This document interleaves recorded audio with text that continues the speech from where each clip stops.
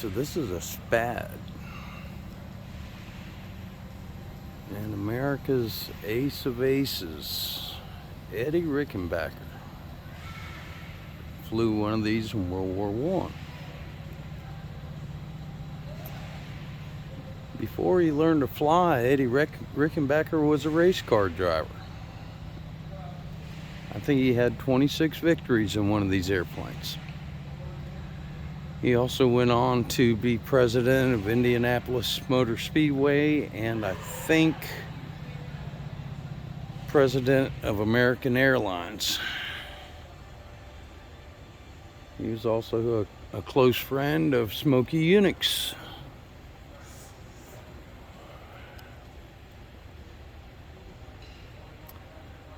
Always liked the lines on that airplane. Beautiful.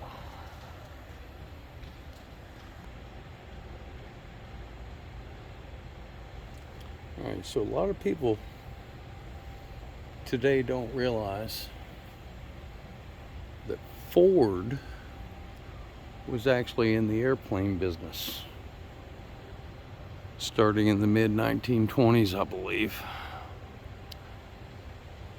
And this is a Ford TriMotor. Okay, TriMotor because it has 1, 2, 3 engines. Okay.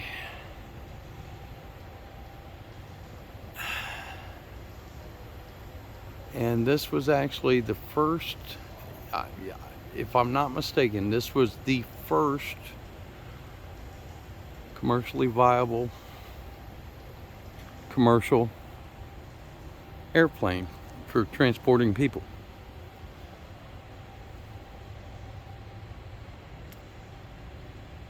It's all metal construction. I don't think there's any wood except in the interior. Yep, it's all metal on the ailerons. And the tail feathers.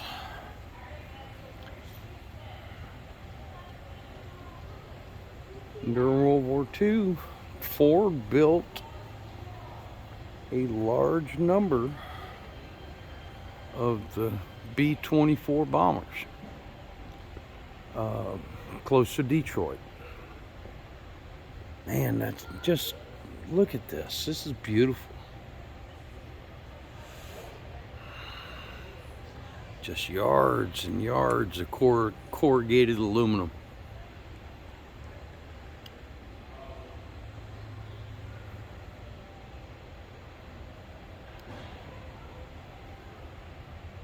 Man.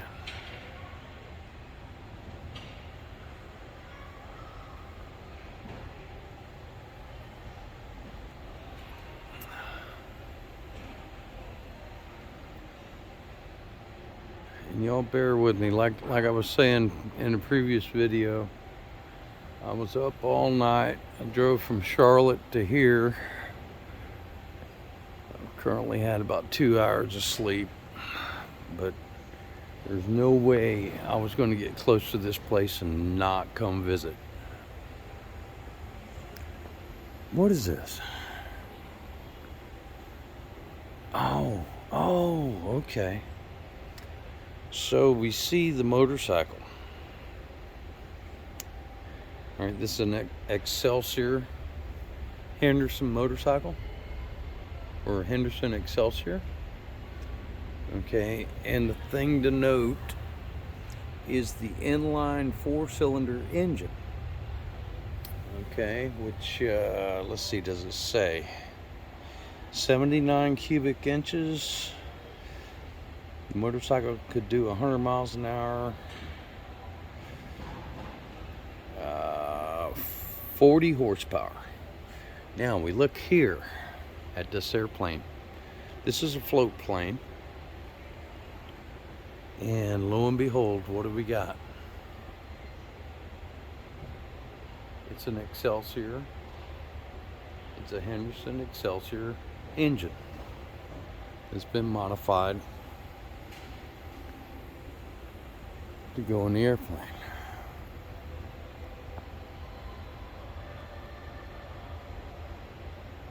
That's beautiful. Ooh.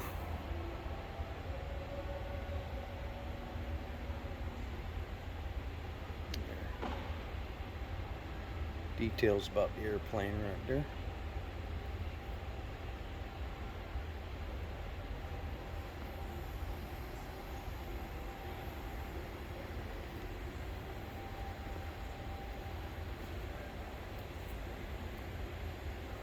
Little racing plane. And this thing is tiny. I'm gonna put it, the top of that propeller is only 6 feet 3 inches off the ground.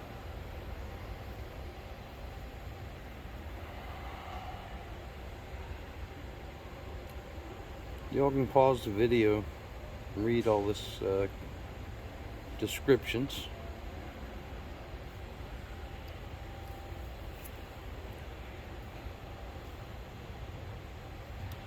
Lord, tiny little plane. This guy right here, what do we got here? Obviously an air racer, but let's see if we can travel air. Okay, I recognize that name. Mystery ship replica. Okay.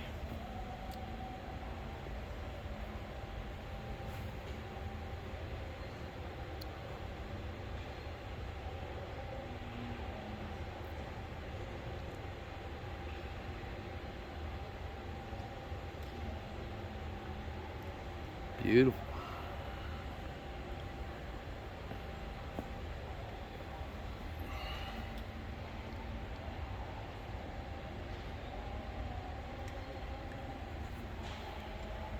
Now this guy right here, what do we got right here? Orange and blue. Gator colors. Gators.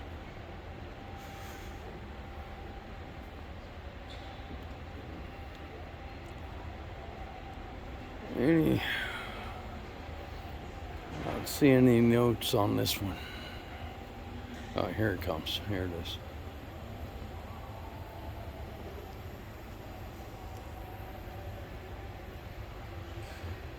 It's a Waco. All right.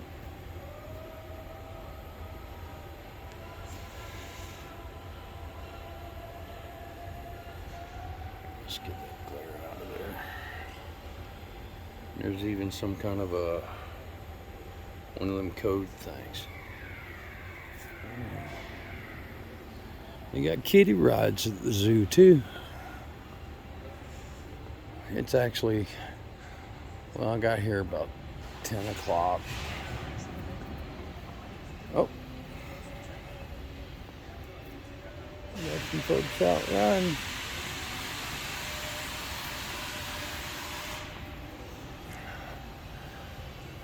They got a Curtis Jenny replica up there. I don't think that's a real one. Proportions. Ooh, look at the Model A. Model A pickup truck. Wow. There you go. Got somebody going for a ride. But I'm seriously thinking about getting me one of these. Just pure simplicity right here. And a lot of people say with an upgraded transmission, they're actually viable cars still. Matter of fact, this one's got seat belts. That's an upgrade.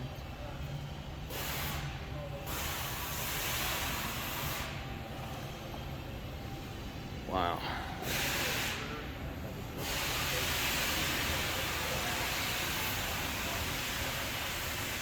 All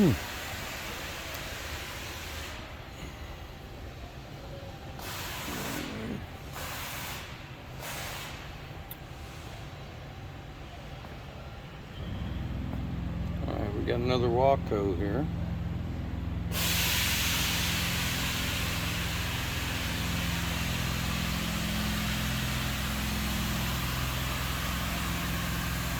Those are just beautiful airplanes. Look at that polished prop.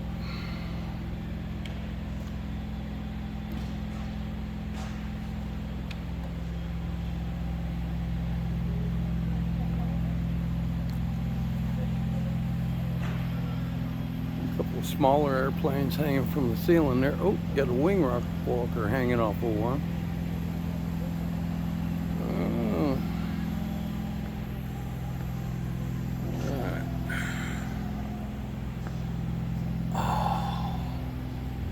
Uh-oh. Alright, so this is a Fairchild, according to the name on the side of it.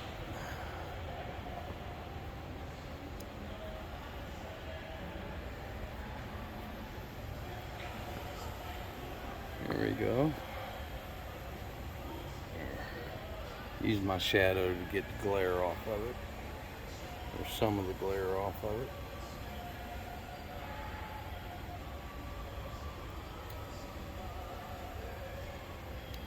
Wow. A display about Amelia Earhart. Here we go.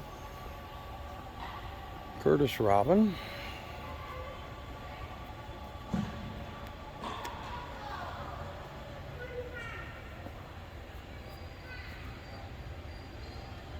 Okay, and a little interesting thing about this, check out the engine. It's a World War I surplus. World War I was over in 1918. The airplane wasn't built until 1928.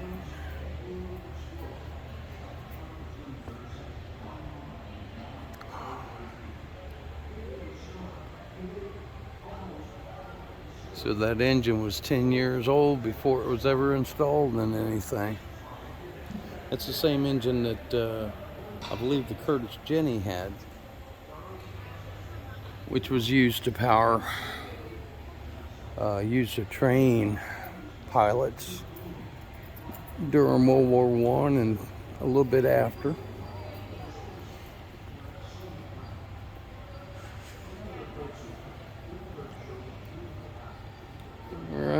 Reproduction of the Good Brothers Guff radio control model airplane. And I remember reading this story, but it's been so damn long.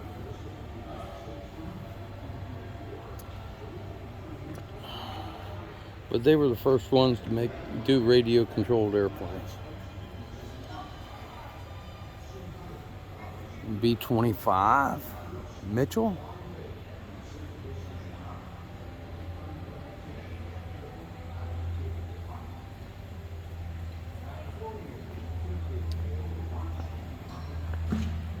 Browning 50 caliber machine gun.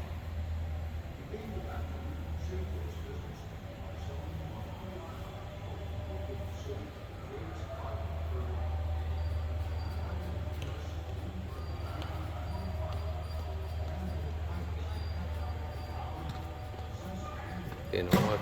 Watch this part. Watch this part. See these guys right here? I think they change. At least I see them change. I don't know if y'all can. Alright. It's a beautiful drawing right there. Technical drawing of the airplane.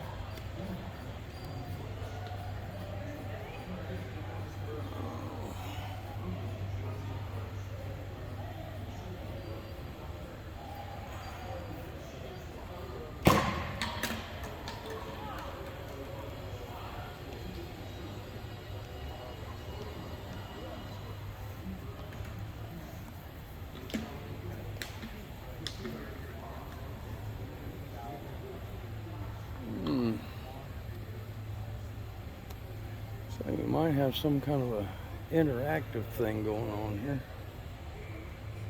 Is this a P39 or a P60? Oh, check out Allison V12. Oh, here we go. Big bullets.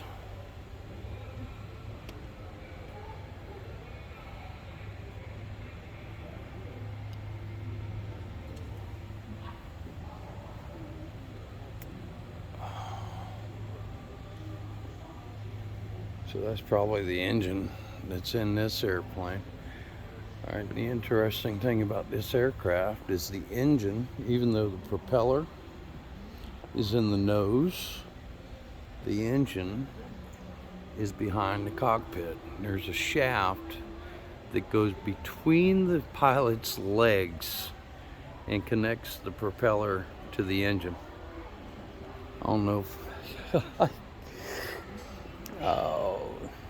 don't know if I could appreciate that in a car, much less an airplane. Here we go.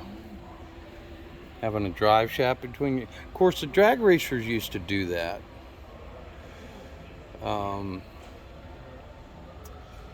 Yeah, you parked your butt right on the differential. And old Don Garlett, see, he actually had a clutch explode and took half a foot off. Oh, look at this. They got a P47. Okay, and this, all right, even though this is I believe it is a Messerschmitt 109 airframe, it's got a Rolls-Royce Merlin in it, I believe. And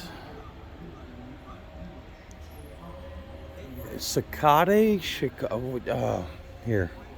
It's a long story. This was a licensed build aircraft that actually continued to be produced in Spain after the war, I think. And it's based on the 109, but it's not a 109.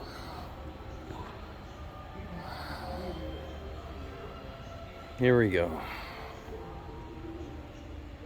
Bouchon, or here we go. Hispano Aviation Bouchon.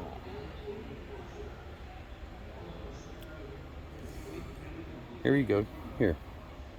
Derived from the German 109. But look, it was built in 1958, 13 years after the end of World War II.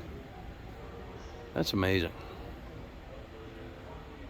It's some of the politics of life are just crazy. Here we go. Is this a German buzz bomb, the V1? Is this an authentic?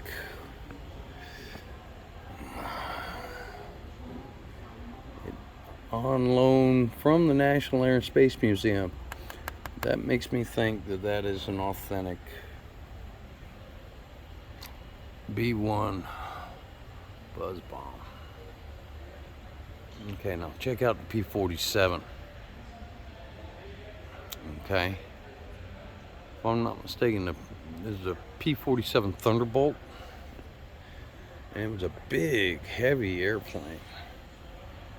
But it was fast. And this type of airplane, because it had 8 50 caliber machine guns, was used primarily, not primarily, but one of its main assignments was destroying these things before they got to England or to populated areas where they could hurt people.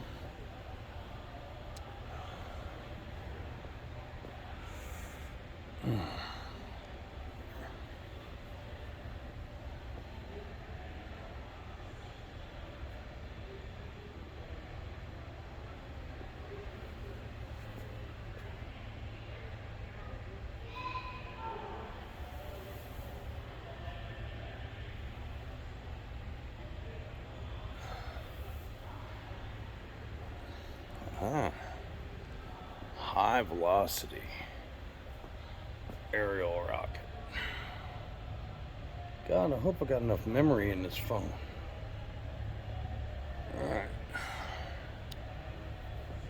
What is this? Ooh.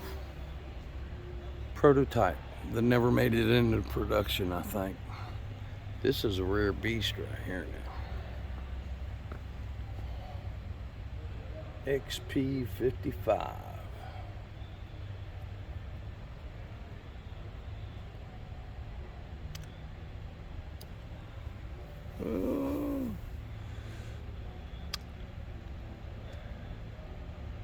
That thing is flat. Is it upside down?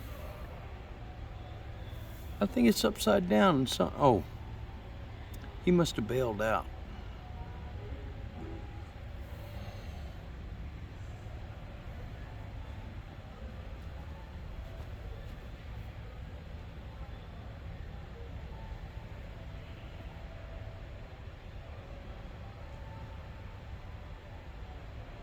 Excuse me.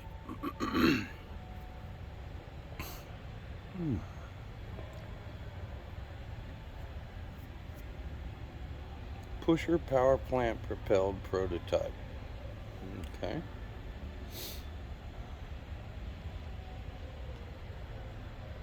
Wow.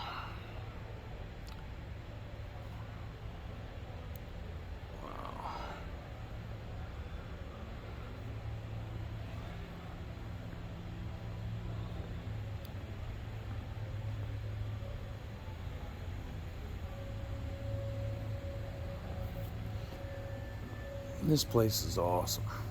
Oh. And I got my senior and my veterans discount. It was a bargain. I got in here for under $7. I was prepared to pay $35 if I had to.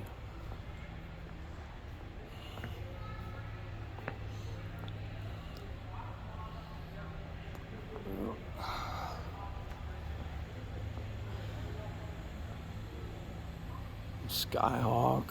You got an F-18 over there, I think. And there's what appears to be a P-38, but I think that's probably some kind of fiberglass mock-up. Beautiful.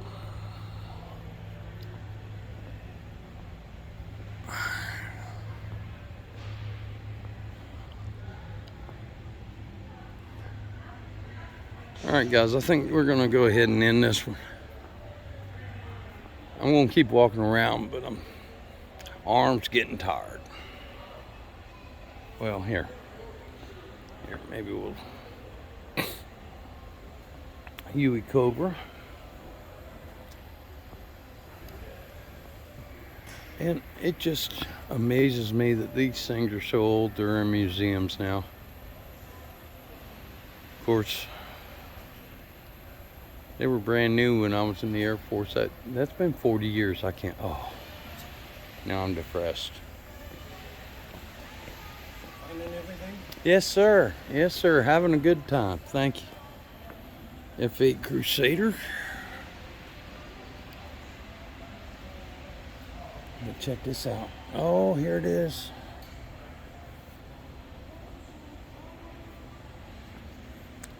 SR 71 Blackbird.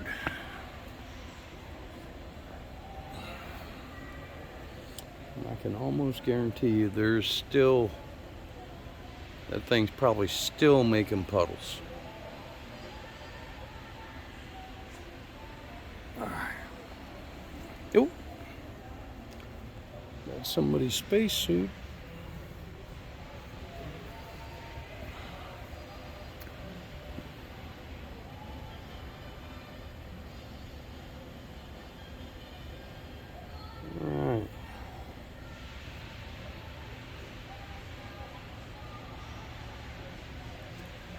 This old boy survived ejecting.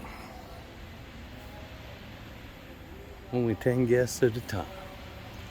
All right, let's go get rid of 9, I guess, or whatever.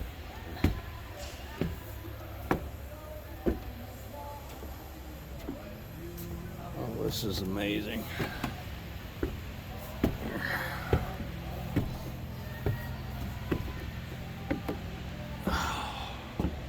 Oh, this is a, I think this was actually a trainer type.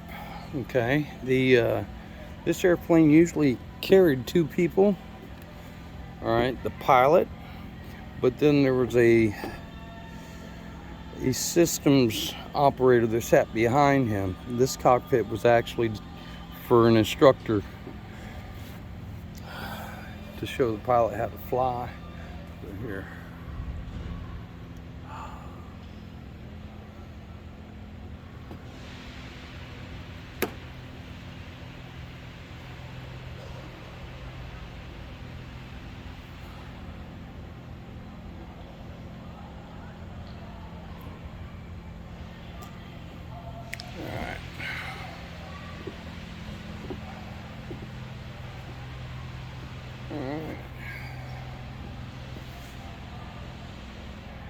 F-18. Man, this is a cool place. I gotta recommend it. This is really awesome. And the thing is, there's still another building. Okay, but it's almost, I'm gonna say it's almost a quarter-mile walk. But we're gonna go ahead and check that out too.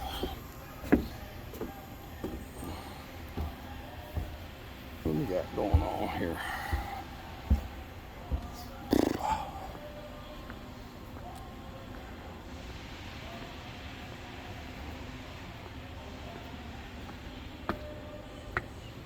What are we making, static electricity here?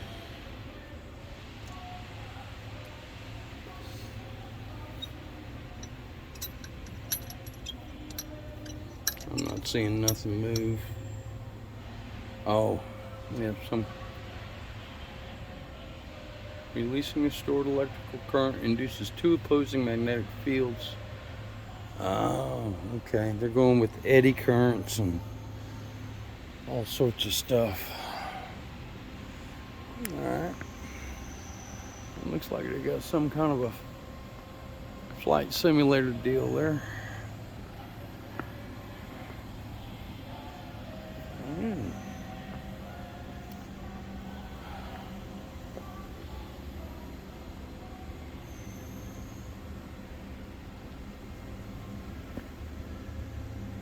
So this is an actual model airplane with actual turbine engines. Wow, that's cool. But here's the SR-71 engine. Okay, and if I'm not mistaken,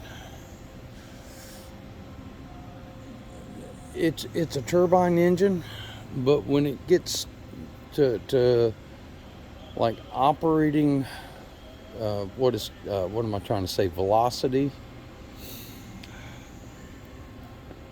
these actually bypass the air around the turbine, and it actually becomes the ramjet.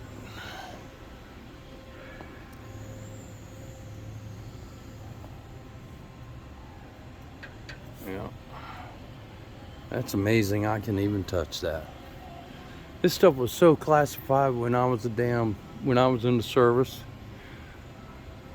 We had one land at Norton, and you couldn't get within 100 yards of it. They had, the most guns I ever saw when I was in the Air Force, okay, and it was peacetime while I was in it, but the most guns I ever saw was when one of these landed at our base, and they had 6 guys that stood around this airplane with loaded weapons. And I don't remember if they landed due to an emergency or what, but I do remember sitting there and watching the thing just drip all over the ground. Check this out. This is the start cart. This is what they used to start the SR-71. Oh, Buick 401 big block. Nailhead? I'm not sure. Here we go. By the mid-70s, some of them have been converted to Chevrolet 454s.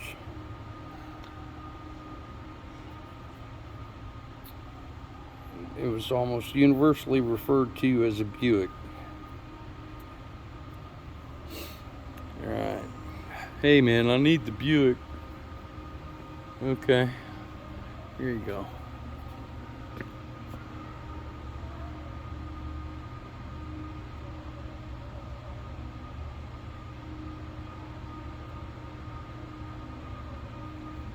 Oh, this is a cool picture.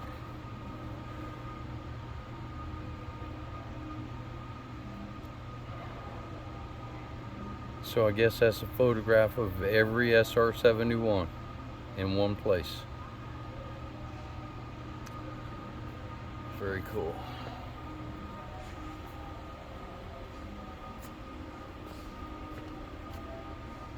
Alright, so there's this airplane in flight right there.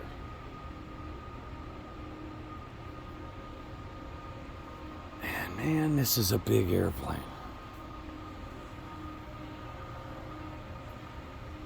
Big airplane. Oh, they got the little Ferris balloons going on over there. All right, and this space here. They must set tables and chairs up for events and such. All right.